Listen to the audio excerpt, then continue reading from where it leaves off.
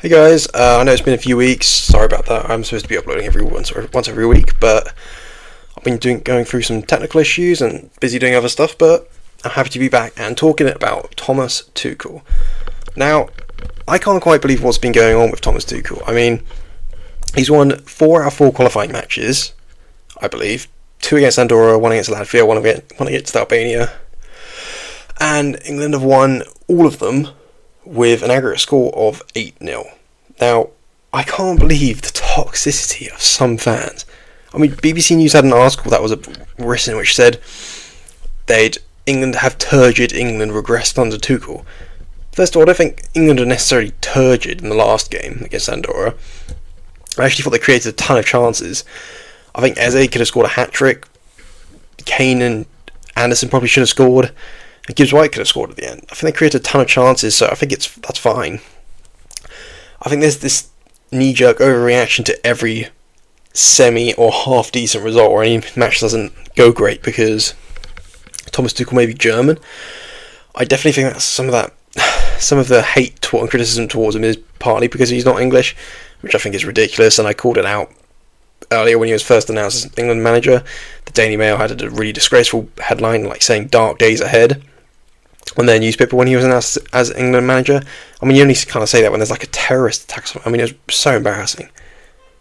And some of the questions he gets asked are unbelievably embarrassing. I mean, he was asked, I think, is he going to sing the national anthem? Is he going to spend all his time living in England? Or why isn't he spending all his time living in England? And all these ridiculous questions, which they don't matter. He's a professional. His job is to be the England manager. It's fine. Now, in terms of recent toxicity towards Tuchel, I think this team selection is fine. I mean, people are saying it's really uninspiring team selection, but Bellingham, Palmer, Saka, Wharton, Stones, Colwill, they're all injured right now, and maybe Maddison as well. If you added all of them in, England would have a lot more depth, and it would be a lot more interesting watch probably. But that's not his fault. Tuchel. He has to deal with constant injuries and a constant sliding door of players coming in and out of his team camps. Now, I know some of the football hasn't been awe-inspiring, but at the end of the day, a lot of teams in England's World Cup qualifying group just are probably going to be battling for second, no disrespect to them. And they realise it may come down to goal difference, therefore they're playing a very low block and going ultra defensive against England, which can create really boring matches. Now, I know other teams like Spain have a clear identity and they just beat Turkey 6-0, I think, which is pretty impressive, but I feel England do need, I guess, one criticism I would have, not necessarily of Tuchel, but of all England teams, that they don't necessarily have an identity or a clear pattern of play, and sometimes they lack cohesion and chemistry when it comes to international tournaments, and I don't know why that is, but obviously Tuchel's job is to try and find that out and get that, but I think he's doing an alright job so far. I mean, he at least talks honestly and he understands how some of the problems England have had in the past and how he wants to address them. And I agree with him. Like, he wants to be more direct, intense, more crosses into the box, maybe more long throw-ins, which he said it could be a new strategy going forward, which I do agree with, and I'm glad to see other people agree with it. And I think Reece James, good choice at right back. You got Lewis Skelly. Interesting, I think he's dropped Lewis Skelly for tonight's game against Serbia, which is quite an interesting call. I think Jed Spence or Livramento might play there. I think Jed Spence would be excited to see him start. But I think he's been doing a good job so far of England, and I don't like how the media asks him these ridiculous questions. I mean, Rob Dorsett of Sky Sports News is just, not my enemy, that's a ridiculous thing to say. I don't like him. I think some of the questions he asked Tuchel were ridiculous. I think he did his first interview with him as an England manager, and he was saying like how he said something like, you're going to get so much hate or like personal attacks as England manager, which is because of previous England managers I think have in the last 20 years, and it's like, no, he's not necessarily. People need to stop saying that. Like it was almost like borderline threatening him, saying if you don't do well, you'll be personally attacked. It's like, just stop. And the recent interview with him, he said, 2009, where were you then? Tuchel was like, I don't know. And the guy said, I don't know if it's Rob Dorsett, it was someone who was interviewed for ITV News. He said, oh, well, you were 6 games into your Mainz career. I think it's Mainz. And I thought he was going to follow up by saying, wow, you've come a long way. Are you proud of you? Happy with how you've done so far? But instead, he said that was the last time England lost a World Cup qualifier. I mean, what a ridiculous, crazy thing to say. I mean, who cares? I mean, yeah, it's sort of impressive, but England don't usually get put in qualifying groups with like top 10 or top 20 teams. No disrespect to the teams in the groups England have played, because Andorra played really well, I think, so far in the tournament, into the qualifying group, sorry. But to put that like load of pressure onto Tuchel, like almost as a veiled threat, in my opinion, like if you lose, you're gonna break that long-running record, and that's just not going to look great for you, or embarrass you a bit. And he's like, why would you do that? He understands the pressure and responsibility he has. He doesn't need media tossing it onto him. And I think this also plays a part in the players' minds as well. I think leading into the 2024 Euros, there was so much talk about how all the players were being told by the media, you're probably favourites for this tournament. I don't think that helps at all. I think England work best when they're underdogs. And I think at the 2018 World Cup you saw that, because there was literally, after the 2016 Euros getting knocked out by Iceland, not getting out the group in the 2014 World Cup, the expectations of England were basically nothing, and that may have actually helped them a bit. So I think people need to just calm down on their expectations. Like, I know a lot of people get angry at England fans for being entitled, and I do agree. I don't think there's the idea, the media keeps pushing that England just need to get over the line. I know the FA, I think Mark Billingham has said, that's what England needs to do, because South Africa got them close and they just need to get over that final step. But I think it's a bit bigger step than people think. I mean, yeah, they got to 2 Euros finals, but first of all, Euros and World Cups are very different. And second of all, the Euros, I feel the last Euros, England played it was an abomination to watch that football. And they got lucky, in my opinion, to get to the final. So I wouldn't exactly say that was a shining example of England getting near to the goal but just couldn't get across the line, because they were comfortably beaten by Spain, and Spain were by far the best team, I think, in that tournament. But yeah, England got to the quarterfinals of the previous World Cup. 2018 they got to the semi-final, but think about it, in the last 40 years I think they only got to the semi-final of the World Cup once, which was 2018.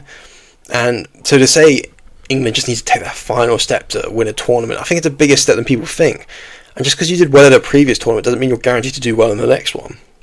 As Germany have learnt, as Portugal have learnt, as Spain have learnt, when Spain won 3 international tournaments in a row and then went through a period of being quite poor at tournaments. Germany have gone through a period of being quite poor at tournaments. Italy haven't qualified for the last 2 World Cups.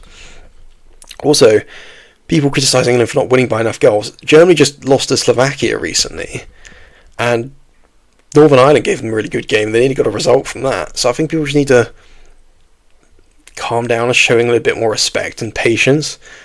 I mean, he's had only 4 games, give him a chance. I mean, I know people say he should have managed the Nations League games, but I think that was a managerial issue. Bayern Munich wouldn't pay him the rest of his money if he managed another Premier League job before the end of the year. So I understand about that. And I think people need to calm down a bit. He's got plenty of games, in my opinion, still to implement like his style of football and his strategy and lineup. But I agree, he needs to try and get that cohesion, that chemistry, and that style of play established with set pieces.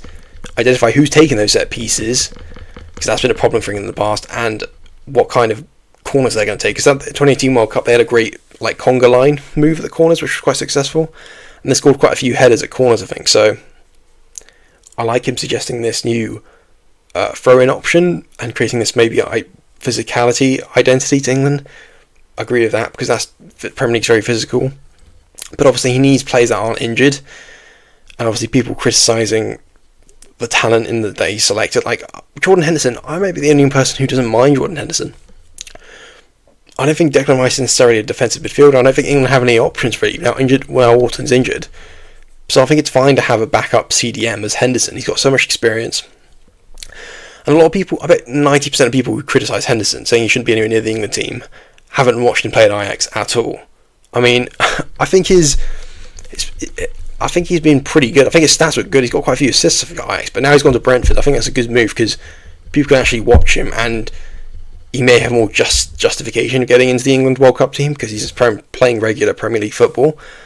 But anyway, I don't think it matters. I like the idea of Henderson. I like how he was so passionate and patriotic and and proud and athletic at the last World Cup. I think I'd love to see that again. I think he'd be great coming on last 10 minutes to try and hold out a game. He's got great fitness, I think, so I think people need to calm down about that. I don't think Wolf should be anywhere near the team, though. I think he's had his time and he's just past it now. Foden needs to improve. Like Mark Goldbridge, oh my word, some of the stuff Mark Goldbridge said is ridiculous. I mean, he was saying stuff like, this video is about toxicity of general England fans in general, but Mark Goldbridge saying, like, he didn't even watch the Andorra game, and he criticised Tuchel's England, saying they're so bad, and how is Reece James, I think, not selected. Like, Reece James got a fantastic assist. He got a great goal against, I think it was Latvia, for a free kick. I'm happy for him to start as right back consistently for England. He's better than Walker, in my opinion, and England need to have those fullback positions established before the tournament, because Southgate at the last tournament didn't have a left back sorted out, and he ended up going with Trippier at the last minute. And whilst he did a pretty good job handling defensive side of things, he just couldn't push forward with Foden on the left at all, get anything going down the left hand side. So I think at the end of the day, people need to give Tuchel time to implement his strategy and get that chemistry going for the England team. And people need to stop these ridiculous questions, putting these ridiculous pressure on the players and the manager, and just let Tuchel do his thing. I 100% back him and support him. I look forward to watching England play against Serbia tonight, and I think people just need to be patient and let Tuchel do his thing. You know, he's a Champions League winning manager, and he's good in tournaments, I think. So just give him time, and hopefully he will do pretty well at the tournament. I mean, I think anything over quarterfinals is great and good for Tuchel. So thank you guys for watching. Make sure to like and subscribe, and I'll see you next time.